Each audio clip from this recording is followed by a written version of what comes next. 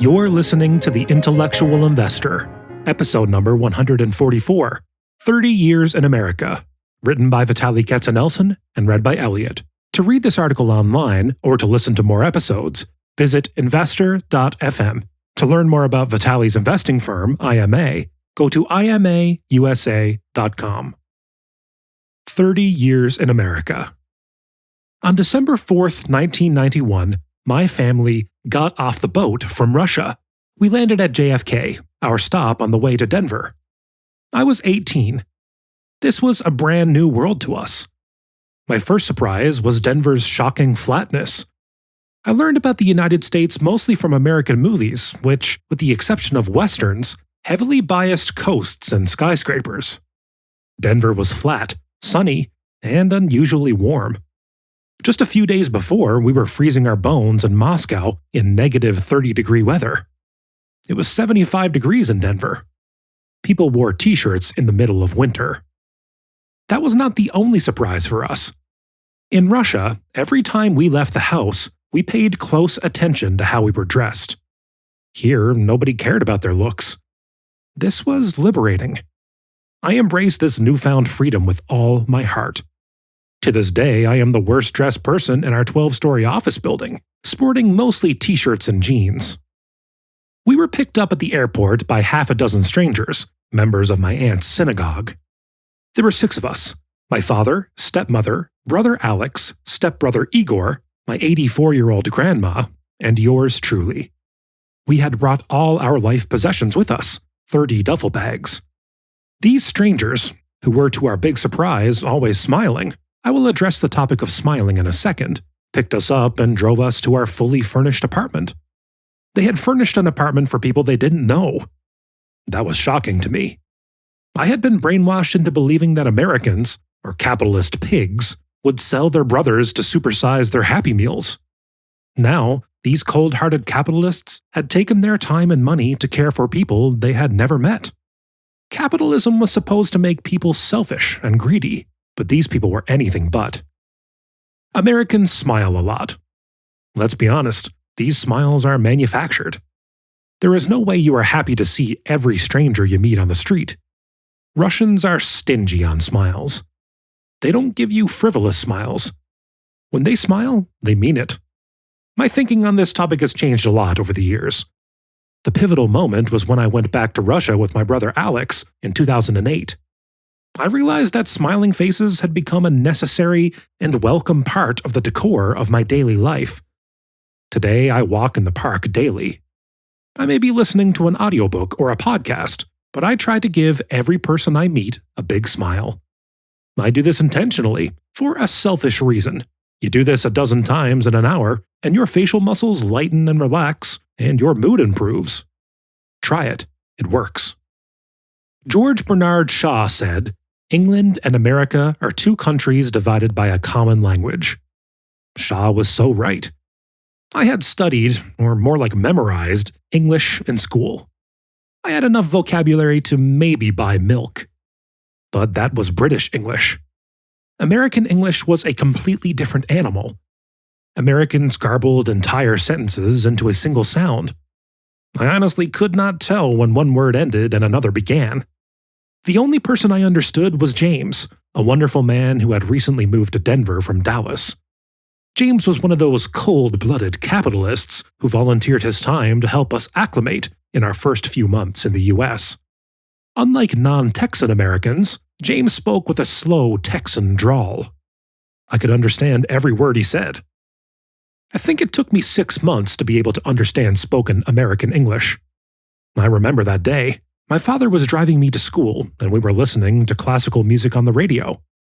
A commercial came on, and I could understand it. That was a big day for me. It is going to be very difficult for me to say what I am about to say without sounding like a complete idiot. But I must preface it by explaining that in Soviet Russia, everyone, for the most part, was equally poor.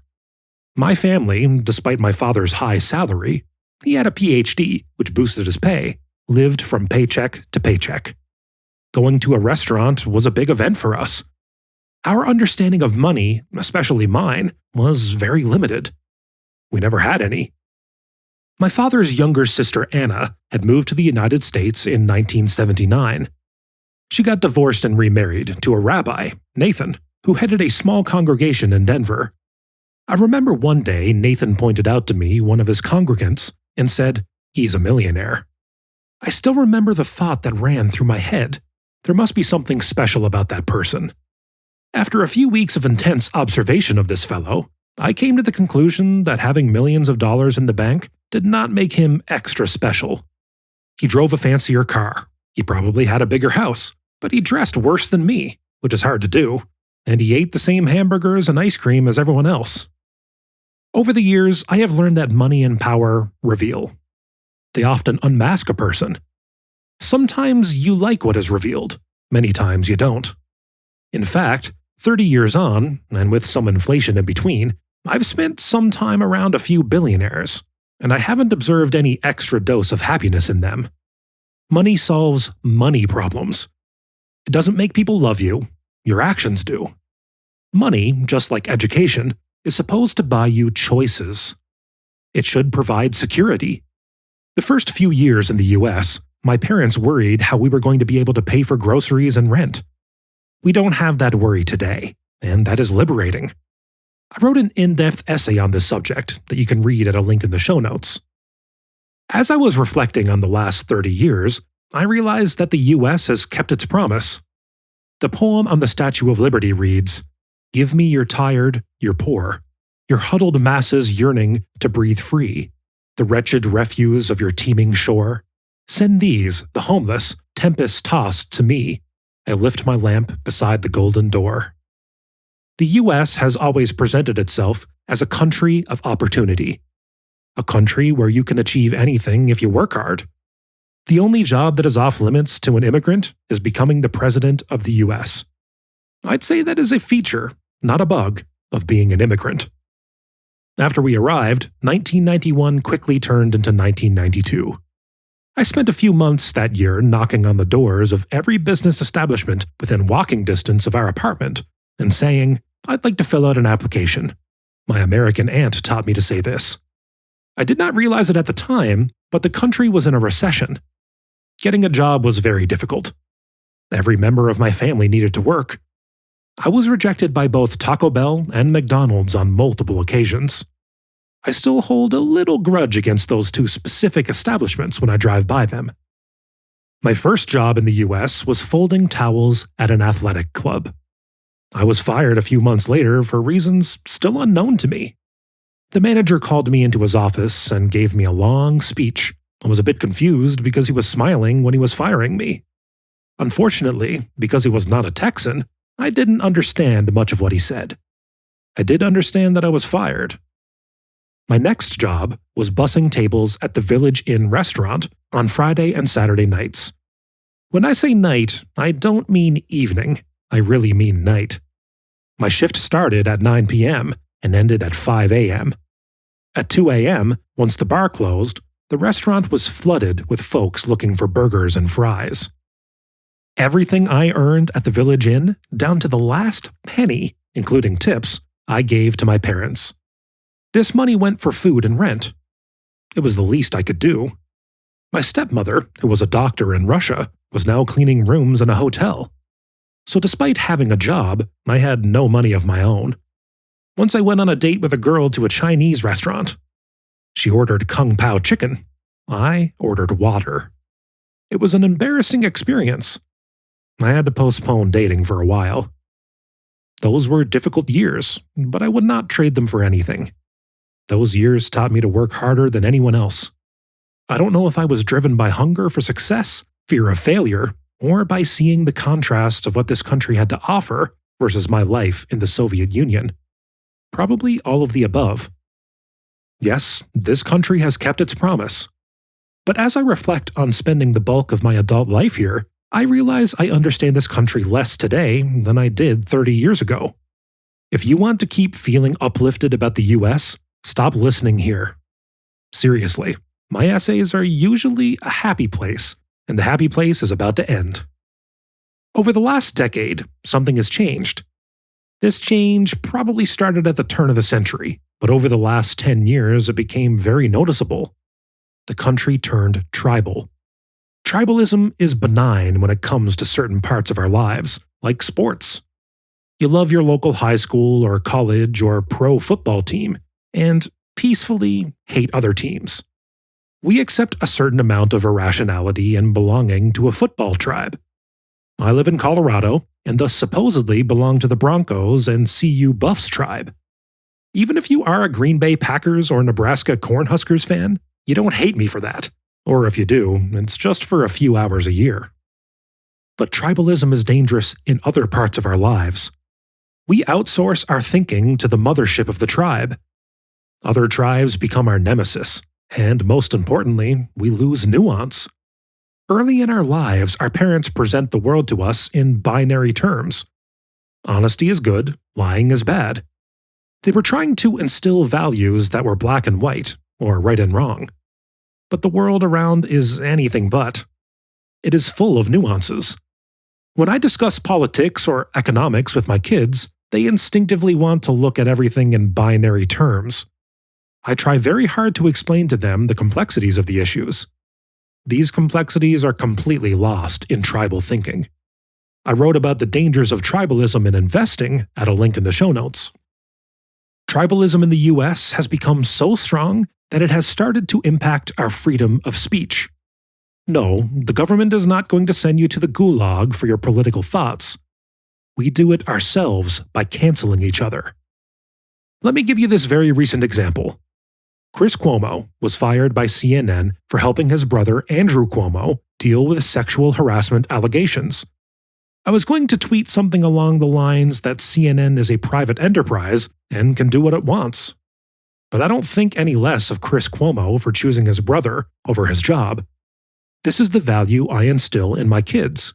I tell my son and 2 daughters that the 3 of them are the most important people to each other in the world, even more important than their future spouses. They have to take care of each other for the rest of their lives. If one of my brothers got in trouble, I'd do anything I could to help him, even if it meant losing my job. I think there is a Taco Bell or McDonald's out there still waiting to fix the mistake it made in passing on me 30 years ago. I was going to tweet this about Chris Cuomo, but then I caught myself self-censoring.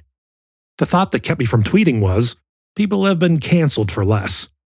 So much for free speech, for feeling you can voice an opinion you know people will disagree with. On the surface, my self-censored opinion is irrelevant. But this is not about me. How many of us now find ourselves afraid of being canceled, or just don't want to get into mindless, vitriolic debates with tribal drones, people who just repeat the talking points of their tribe? The more we self-censor, the less free we become. As nuance is lost, we lose pragmatism and resilience, and we follow the paths of all empires. They get too rich, overextended, think they are better than others, and then fail. I wrote about our fiscal situation in an essay at a link in the show notes, so I won't repeat myself on that topic. I see much the same thing happening on the corporate level. As great companies triumph, they lose a healthy sense of paranoia and perspective. Their culture stiffens, and they start thinking that success is a God-given right. Hubris creates an opening for the competition to slide in. At first, the competitors are content with breadcrumbs, but eventually they eat your lunch and dinner. IBM, GE, Xerox, Kodak, Polaroid, they used to be the hallmarks of this country, and now they are the sorry old shadows of themselves. It pains me to see the younger generation romanticizing about socialism. When you tell them that every country that tried it failed, they answer that they'll do it better. I have unique insights into this topic, both as a person who lived under Soviet socialism and as an investor. Socialism fails not because of the quality of people involved.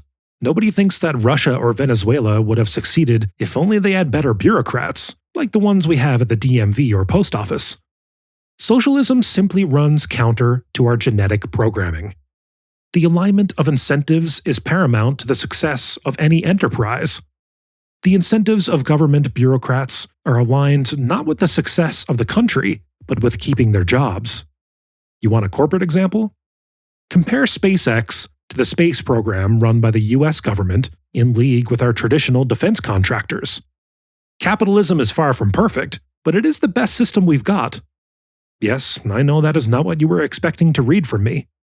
I'm as surprised as you are, but I felt it was my civic duty to share these thoughts.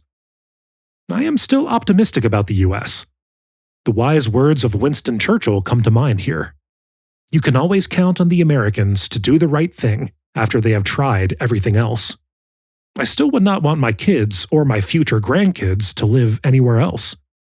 But we should not take our success for granted, and just like immigrants fresh off the boat, we should be a bit hungry and appreciate that what we have here is very special. We should be very careful about our freedoms.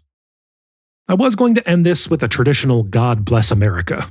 Sure, but I think relying on divine intervention is not enough. We should all make small decisions every day to improve the country. My writing this, even if it means losing half of my readers, is my first step. Thank you for listening. To read this article online, or to listen to more episodes, visit investor.fm. Enjoy life and prosper.